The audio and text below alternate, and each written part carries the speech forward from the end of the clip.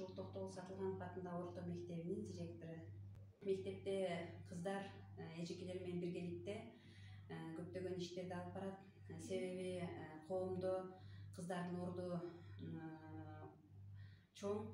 Мына ошонун негизинде бизде апалар менен кыздардын ортосундагы чоң таймаш болуп турат. Бул таймаштын жүрүшүндө колдоо көрсөткөн улуттук кыздар федерациясындагы иштеген эжелерге, кыздарга мен терең ыраазычылыгымды билдирем.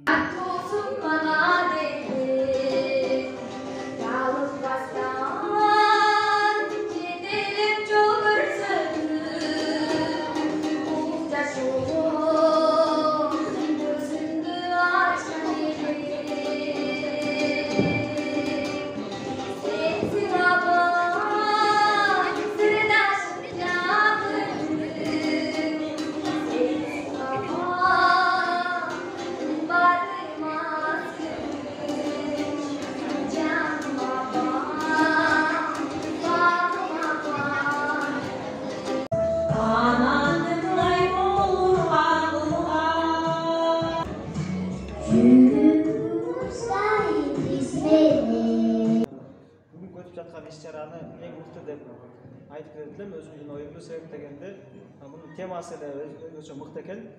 Кыз эненин тилеги, эне кыздын тилеги деген. Чынында энелер бир эле кыздын эле тилеги эмес, бүтүндөй дүйнөнүн тилеги деп айтат элем.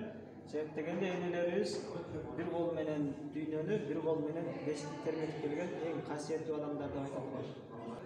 Биринчиден бардык аял затым, бүткүл дүйнөлүк аялдардын эл аралык күнү менен куттуктайм. Силер бизге дем, силер бизге күч сүйөр. Жана силерге дагы кыздар, силердин дагы майрамдарына чын жүрөктөн куттуктайм. Рахмат ага, ишиңизге ийгилик.